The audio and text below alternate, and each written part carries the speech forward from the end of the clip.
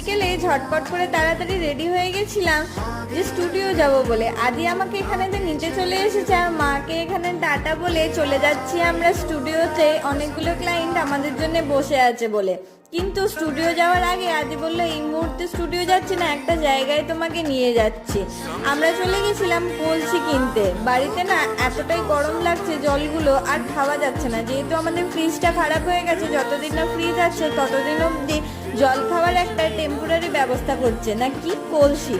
এখানে বড় কলসিগুলোর দাম ছিল 290 টাকা, মিডিয়াম সাইজের কলসিগুলোর দাম ছিল 260 টাকা, ছোট সাইজের গুলো ছিল 220 টাকা। আমরা মিডিয়াম সাইজেরটা নিয়েছিলাম 230 টাকায়, যেটা 260 টাকা বলছিল।